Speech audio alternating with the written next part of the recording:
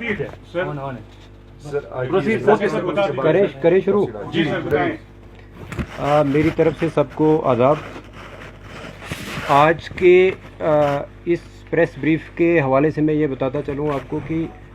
29 मार्च को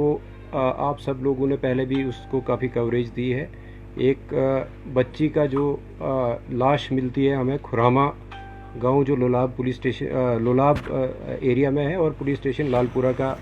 एरिया पड़ता है। वहाँ पे एक लकड़ी के शेड में, जिसमें हम लकड़ी स्टोर करके रखते हैं, वहाँ पे एक डेड बॉडी मिलती है। प्राइमा फेशी लगता है कि बच्ची का जो है वो गला काटा गया है और उससे उसकी डेथ हुई है। बहरहाल रात का वक्त था और उसके दूसरे दिन जब सुबह के टाइम पोस्टमार्टम करवाया गया तो एक डिस्कशंस डॉक्टर के साथ जो हुई और प्रिलिमिनरी जो पोस्टमार्टम रिपोर्ट उनके हिसाब से ये पता चलने लगा कि बच्ची का गला भी घोंटा गया है, क्योंकि उसके कुछ ऑर्गन्स पे जो ब्लड वो ज़्यादा था और जिससे जो डॉक्टर्स का अपना बताने का तरीका होता है, उन्होंने ये भी असेस किया कि शायद बच्ची का जो गला पहले घोंटा गया है और फिर उसको उसके जो गर्दन पे है वो छुरी चलाई गई है या कोई तेज़ नोक की जो भी चीज़ जिससे गला काटा गया है। बहरहाल इसी के चलते जो वजूहत थी, जैसे लगता था कि जहाँ डेड बॉडी पड़ी हुई है और साथ में जो सराउंडिंग्स थी, उन सारे जो मौके को देख के शक जो है वो ज़्यादा आसपास के लोगों पे ही जाने लगा। और जो बहरहाल तफ्तीश शुरू की गई, उसमें डीएसपी जो लोलाब है सरफराज बशीर, वहाँ के चौकी ऑफिसर हाजिर शकील और एसएचओ मलिक नसीर, इसके साथ साथ एडिशनल एसपी और मैं भी स्पॉट पे गए और थोड़ा इंट्रोगेशन में भी ज्वाइनिंग हुई और कुछ सस्पेक्ट जो हमने उस पर ज़ीरोइंग की तो उनमें फैमिली ही सस्पेक्ट आने लगी, क्योंकि जब फैमिली को क्रॉस चेक किया गया कि वो किस सीक्वेंस में लड़की जो है वो रूपोश हुई थी और किस सीक्वेंस में मिली, तो उसमें ज़ीरोइंग जो हुई वो फैमिली पे ही हुई। बहरहाल जब फैमिली में भी सेपरेट इन्वेस्टिगेशन चलने लगी, इंक्वायरी चलने लगी, तो लड़की का बाप, जिसका नाम मोहम्मद इकबाल खटाना है, वो हमारा प्राइम सस्पेक्ट लेके उसमें तफ्तीश में आने लगा। और जब उसको अच्छे तरीके से जब क्रॉस क्वेश्चनिंग और बाकी तफ्तीश के जो जितने भी मवाद हमारे पास थे उनसे जब कन्फ्रंट किया गया, तो उसने कन्फेस किया कि इस छोटी बच्ची जो कि मोहम्मद इकबाल की ही बच्ची है, उसका जो मर्डर है वो उसने खुद किया है, बाप ने किया है, और उसको हमने हिरासत में भी फॉर्मली अरेस्ट किया। और ये कहानी निकल के आई कि चूँकि ये जो इकबाल जो है अपनी बीवी से पिछले 1 साल से इनके बीच जो काफ़ी पर्सनल इश्यूज़ को लेके लड़ाई होती रहती थी, मैं तू भी होता रहता था, इवन फिज़िकल असॉल्ट भी होता रहता था। इसी शाम को जब 29 तारीख को जब इकबाल चूँकि पेशे से एक ड्राइवर है, गाड़ी चलाता है सुमो, वो घर लगभग 4:15 बजे के करीब जब घर आया, उसके बाद उसने जो शाम के लिए जैसे गांव में होता है कि लकड़ी काटी जाती या दूसरे कोई और डोमेस्टिक काम जो है वो किए, और जब 6 बजे के आसपास काम ख़त्म करके फिर अपने घर में पहुंचा तो बीवी के साथ दोबारा से उसका, क्योंकि उस सुबह भी उसका झगड़ा हुआ था और शाम को फिर से उसका काफ़ी लड़ाई हुई, आपस में बहस मुबासा हुआ और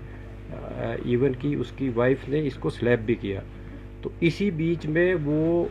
जो एंगर जो है उसका, वो अनकंट्रोल्ड एंगर जो आया, उसने चाहा कि वो अपने आप को मर्डर करता, बट वो एक नाइफ़ लेके वहाँ से निकलने की उसने ये बहाना किया कि मैं अपने गाड़ी का जो टायर है वो पंचर हुआ है और उसको पंक्चर को मैं ठीक करवाऊँगा। तो वो वहाँ से अपने घर से निकलता है, जिसको जाते वक्त उसके ब्रदर शौकत जिनका नाम है, इसकी वाइफ, उसके चाचा, वो सारे लोग उसको देखते हैं और उसका कज़िन जो है वो देखते हैं कि वो घर से निकल रहा है और छोटी बच्ची उसके पीछे चल रही है। और वो इतने में बच्ची जो है उससे कुछ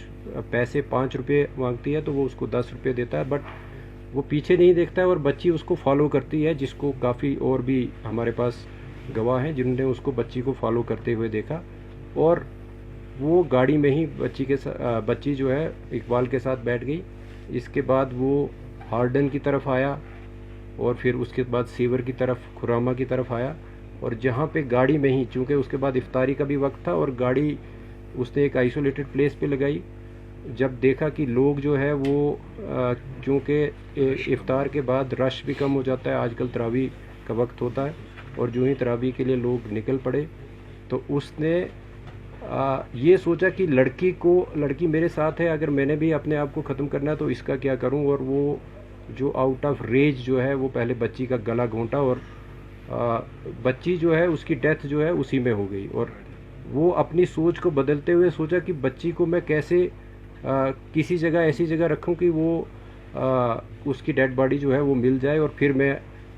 अपने आप को भी ख़त्म करूं। बट जब वो वहाँ पे डेड बॉडी को अपनी गोद में उठा के अपनी गाड़ी एक रोड के साइड पे लगाता है, और वो इस शेड पे जहाँ पे आखिर में डेड बॉडी मिली है वहाँ पे रखता है। वहाँ पे चूँकि इसने पहले ही अपने आप को ख़त्म करने के लिए एक चाकू जो है अपने घर से लिया था, और उससे फिर अपने इस जो जुर्म को वो दूसरा रुख देने के लिए, ताकि इसका शक जो है दूसरे लोगों पे भी जाए, और वहाँ पे शेड में जो है वो अब इस बच्ची की डेड बॉडी को रख के उसके बाद इसका गला काटता है। और जिस मिकदार में अदरवाइज़ एक ज़िंदा आदमी का ब्लड निकलना चाहिए उतना नहीं उससे निकलता, वो हमने मौके पे भी देखा है।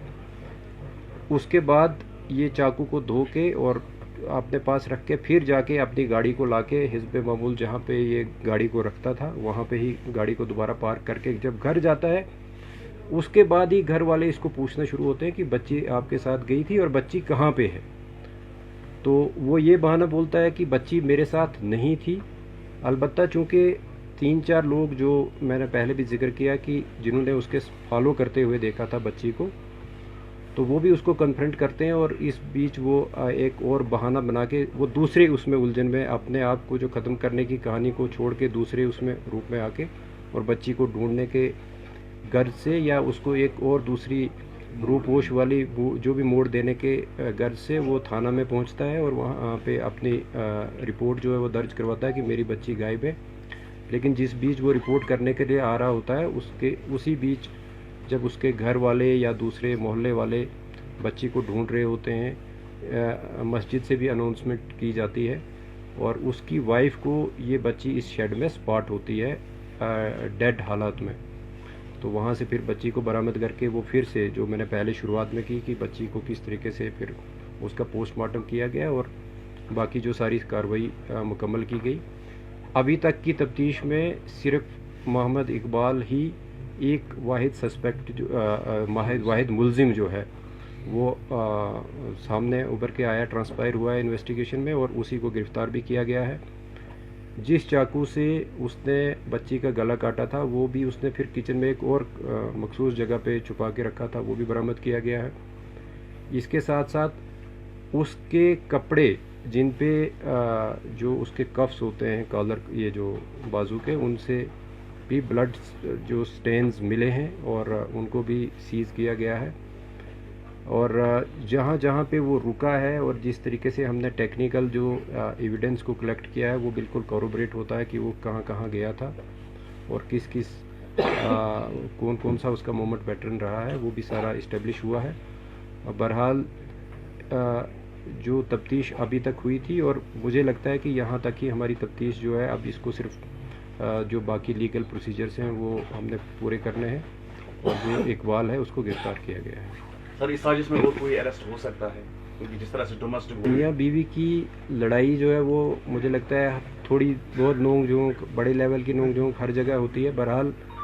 ये जुर्म जो है, क्योंकि मर्डर है, तो मर्डर में या तो इंटेंशन आपकी देखी जाती है या नॉलेज देखा जाता है कि आप जो काम कर रहे हो क्या इससे किसी की डेथ हो सकती है या आपकी पहले से किसी को मारने की गर्ज हो। तो चूँकि इकबाल ने जब गला घोंटा है अपनी बेटी का, तो उसको तो ये ज़ाहिरी तौर पे मालूम था कि मैं गला घोंटूंगा इसकी डेथ होगी। तो अभी तक की तफ्तीश में सिर्फ एक ही जो एक्यूज़्ड है वो इमर्ज हुआ है, जिसका नाम इकबाल है, और जो कि उस बच्ची का जिसकी डेथ हुई थी उसका फादर है। मैं ज़्यादा नहीं बता सकता कि ड्रग एडिक्ट था या नहीं था, बट चर्स वगैरह पीता हो तो उसका हम नहीं कह सकते हैं। बट जो सिंथेटिक ड्रग्स वगैरह के हवाले से